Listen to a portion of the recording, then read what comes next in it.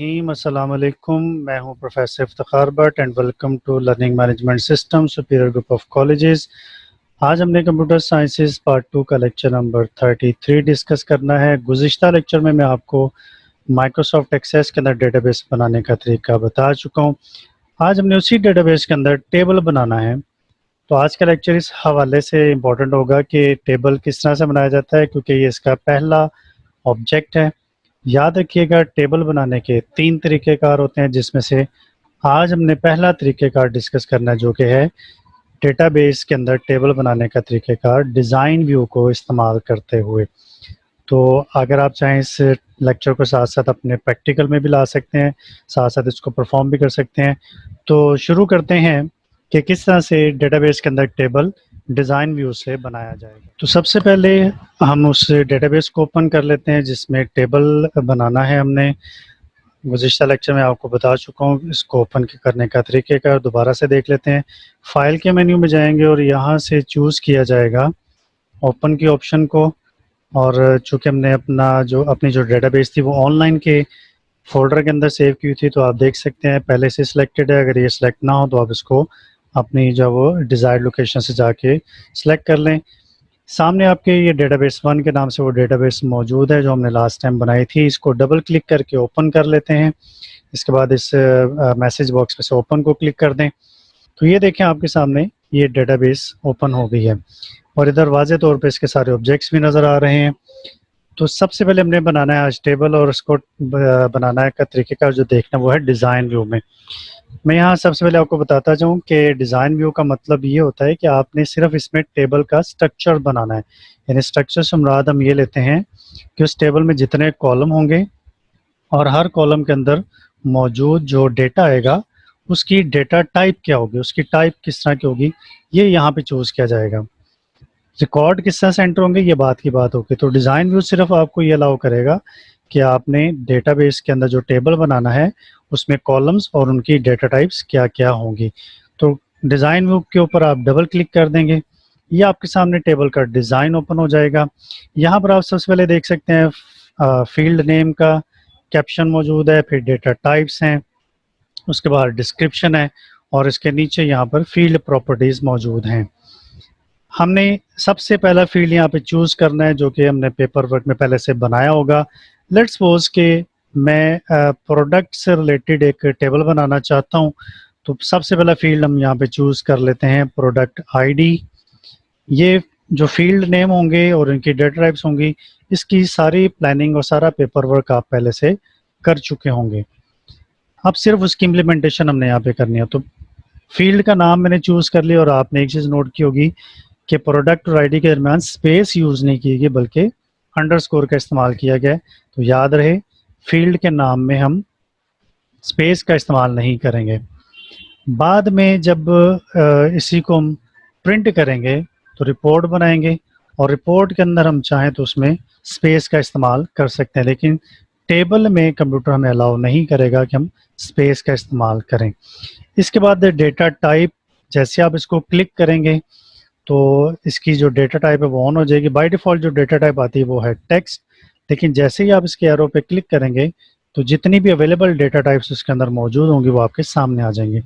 Data type से मुराद ये लिया जाता है कि उस फील्ड के नीचे जो आपने डेटा इनपुट करना है वो किस किस्म का होगा। तो यहाँ आप देख सकते हैं बहुत सारी डेटा टाइप्स हैं, लेकिन आपने चूज़ करना है वो डेटा टाइप जो आपने उस टेबल में कॉलम के अंदर डेटा एंटर करना है उसकी टाइप होगी।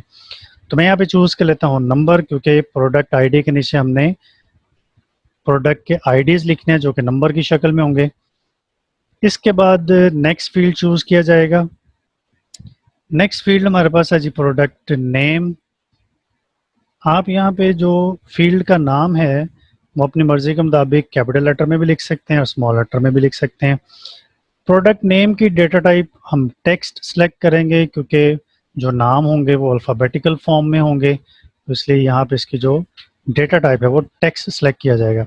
एक चीज़ आप लोग नोट कर रहे होंगे कि जैसे ही डेटा टाइप चूज़ की जाती है यहाँ फील्ड प्रॉपर्टीज़ में डिफरेंट ऑप्शंस ऑन हो जाती हैं, अवेलेबल हो जाती हैं, और ये ऑप्शंस इंशाल्लाह हम नेक्स्ट लेक्चर्स में डिस्कस करेंगे कि इसकी जो फील्ड प्रॉपर्टीज़ हैं वो क्या क्या हैं। तीसरा फील्ड हम यहाँ पे चूज कर लेते हैं, वो है प्रोडक्ट प्राइस। तो जैसे आपको मैं बता चुका हूँ कि इसकी सारी प्लानिंग और पेपर वर्क आप पहले से कर चुके हैं। मैंने यहाँ पे टाइप किया प्राइस, और प्राइस की जो डेटा टाइप है, अब आप इसको नंबर की शक्ल में भी ले सकते हैं अगर आपने प्राइस सिर्फ 100, 200, 350 इस तरह से लिखनी है, या आप इसको करेंसी शक्ल में भी ले सकते हैं अगर आपने उसके साथ करेंसी सिंबल भी लगाना है। तो अभी फिल वक्त हम करेंसी सिंबल की तरफ नहीं आते, इंशाल्लाह नेक्स्ट लेक्चर्स में हम ये बकिया डेटा टाइप्स को भी डिस्कस करेंगे। तो फिल वक्त हम सिंपल सा एक टेबल बनाना सीख रहे हैं कि किस तरह से एक टेबल बनेगा। अभी हमारे इस टेबल में सिर्फ 3 फील्ड्स हैं, product ID, product name, price. आप इसी तरह से टेबल के अंदर मज़ीद जो है वो फील्ड्स ऐड कर सकते हैं। जब आप टेबल का डिज़ाइन बना चुके हैं, यानी उसकी जो फील्ड नेम है वो सिलेक्ट कर लें, डेटा टाइप सिलेक्ट कर लें, डिस्क्रिप्शन आप अगर देना चाहें तो आपकी अपनी मर्ज़ी है, फील्ड प्रॉपर्टी सिलेक्ट करना चाहें कर सकते हैं। आखिर में आप इसको क्लोज कर देंगे तो मैसेज बॉक्स आपको ये मैसेज दे रहा है कि आपने टेबल को सेव नहीं किया हुआ, कि आप चाहते हैं उसको सेव करना। ऑब्वियसली हमने इसको सेव करना है तो यस पे क्लिक कर देंगे। अब टेबल का नाम यहाँ पे लिख देंगे। तो टेबल का नाम यहाँ मैंने चूज़ किया प्रोडक्ट 1, कोई भी आप नाम यहाँ पे लिख सकते हैं। इसके बाद इसको कर देते हैं ओके।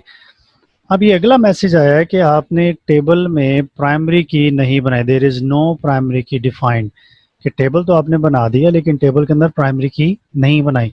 क्या आप ये चाहते हैं कि माइक्रोसॉफ्ट एक्सेस आपके लिए प्राइमरी की खुद बना दे, और ये रिकमेंडेड है कि आप टेबल के अंदर प्राइमरी की ज़रूर बनाएं।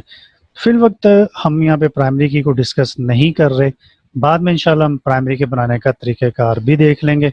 तो मैं यहाँ पे इसको कर रहा हूँ फ़िलहाल नो, कि प्राइमरी की हम खुद बाद में बनाएंगे, आपको बनाने की ज़रूरत नहीं है। तो मैंने इसको नो कर दिया। अब आप देख सकते हैं कि ये टेबल हमारे इस डेटाबेस के अंदर बन चुका है। ये इसका नाम आपके सामने स्क्रीन पर नज़र भी आ रहा होगा, प्रोडक्ट 1। अभी सिर्फ टेबल का स्ट्रक्चर बना है, इसमें डेटा इनपुट नहीं किया गया। डेटा इनपुट करने के 2 तरीके होंगे, एक तो ये कि आप इस टेबल को डायरेक्ट ओपन कर लें और उसके अंदर आप अपना रिक्वायर्ड डेटा, रिक्वायर्ड रिकॉर्ड्स हैं वो एंटर कर दें। दूसरा तरीका ये होता है कि आप एक फॉर्म बनाएं और उस फॉर्म के ज़रिए इस टेबल में अपना डेटा स्टोर कर दें, इनपुट कर दें। ज़्यादा रिकमेंडेड वे यही होता है कि आप फॉर्म के ज़रिए ही डेटा टेबल के अंदर इनपुट करें, लेकिन चूंकि अभी हमने फॉर्म बनाना नहीं सीखा, इसलिए सिंपली हम ये देखते हैं कि इस टेबल के अंदर डायरेक्ट डेटा अगर इनपुट करना हो तो उसका तरीक़ेकार क्या होगा। बहुत सिंपली आप इसके नाम को डबल क्लिक कर दें, ये आपके सामने देखें टेबल ओपन हो गया, और वही फील्ड्स जो आपने डिज़ाइन में बनाए थे वो आपके सामने हैं। इनमें से कुछ फील्ड्स के नीचे आप देख रहे हैं 00 लिखा हुआ है। ये 00 इन फील्ड्स की डिफ़ॉल्ट वैल्यूज़ होती हैं, यानी अगर आप कोई वैल्यू इनपुट नहीं करते तो कंप्यूटर बाय डिफ़ॉल्ट यहाँ पे 0 एंटर कर देगा। आप इसको अपनी मर्ज़ी के मुताबिक चेंज भी कर सकते हैं। तो लेट्स सपोज मैं पहला प्रोडक्ट आईडी इनपुट करता हूँ 1003, उसके बाद मैंने प्रोडक्ट का नाम दे दिया जैसे माइक्रो प्रोसेसर। एक से दूसरे फील्ड में आने के लिए आप टैब की का इस्तेमाल करेंगे। अब मैंने यहाँ पे इसकी प्राइस इनपुट कर दी, लेट्स सपोज 20,000। जैसे मैंने आपको बताया था कि फिल वक्त हम प्राइसेस इसी तरह से इनपुट करेंगे विदाउट एनी करेंसी सिंबल।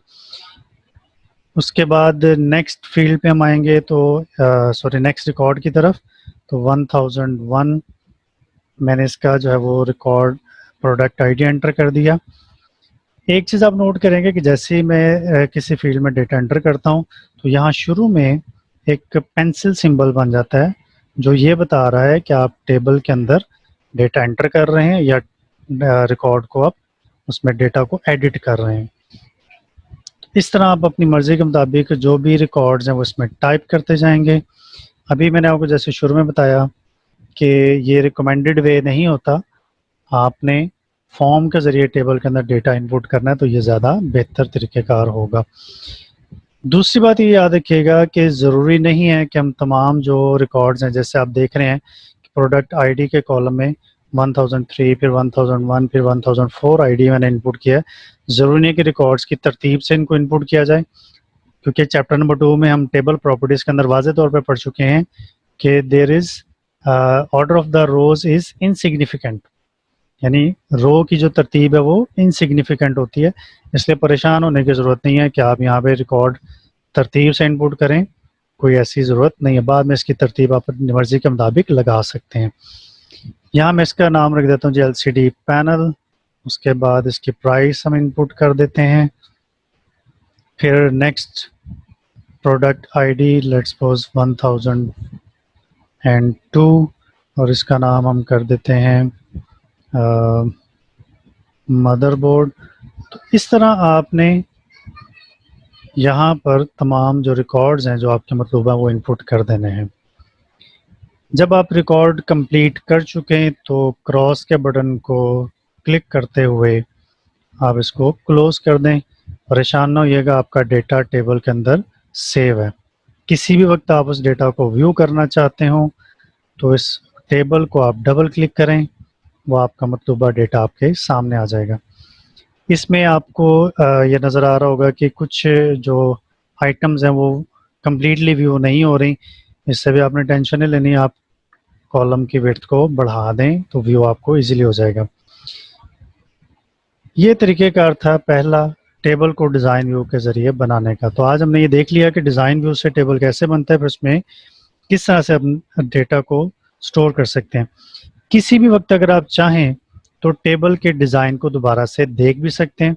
उसका बड़ा आसान तरीका है, टेबल को सिलेक्ट करें, जैसे ऑलरेडी सिलेक्टेड है, डिज़ाइन के बटन को क्लिक करें, ये देखें आपके सामने उस टेबल का जो डिज़ाइन जो आपने बनाया था वो दोबारा से डिस्प्ले हो गया। अगर आप इसमें कोई चेंज करना चाहते हैं, जैसे किसी फील्ड का नाम गलत चूज़ हो गया या उसकी डेटा टाइप आपसे गलत चूज़ हो गई है या उसकी ऑप्शंस जो फील्ड प्रॉपर्टीज़ हैं वो आप चेंज करना चाहते हैं या यहाँ पे एक नया फील्ड ऐड करना चाहते हैं या किसी फील्ड को डिलीट करना चाहते हैं, तो ये सारा काम आप दोबारा से यहाँ पे कर सकते हैं। जो भी आप चेंजेस करें उसके बाद इसको आप सेव कर दें क्लोज करने के बाद, और किसी भी वक्त टेबल के डेटा को देखने के लिए आप इसको डबल क्लिक कर दें। याद रखिए टेबल के दो व्यूज़ होते हैं, एक डेटा शीट व्यू जिसमें आपको टेबल के अंदर मौजूद तमाम रिकॉर्ड्स दिखाई देते हैं, और दूसरा होता है डिज़ाइन व्यू जिसमें आप उस टेबल का स्ट्रक्चर देखते हैं। आप इन दोनों व्यूज़ के दरमियान बैक वक्त स्विचिंग भी कर सकते हैं। उसका बड़ा आसान तरीका ये होता है कि टूल बार में यहाँ पर ये एक बटन बना होता है व्यूज़ का, बिल्कुल लेफ्ट कॉर्नर पे, इसको आप जैसे ही क्लिक करेंगे उसी टेबल का जो आपने ओपन किया था उसका डिज़ाइन आपके सामने आ जाएगा, और दोबारा आप देखें तो वो स्विच वो जो बटन है वो चेंज हो जाएगा, उसको जैसे आप क्लिक करेंगे वो डेटा शीट व्यू में आ जाएगा। अब ये डिज़ाइन व्यू, ये डेटा शीट व्यू, तो इस टाइम दोनों व्यूज़ के दरमियान स्विचिंग के लिए इस बटन को आप यूज़ कर सकते हैं। तो स्टूडेंट्स, आज का लेक्चर उम्मीद है कि आपको बहुत अच्छे तरीके से समझ में आ गया होगा। नेक्स्ट लेक्चर में इंशाल्लाह हम डिस्कस करेंगे कि टेबल को विज़ार्ड के थ्रू किस तरह से बनाया जाएगा। तब तक अपना बहुत सारा ख्याल रखिएगा। अल्लाह हाफिज़।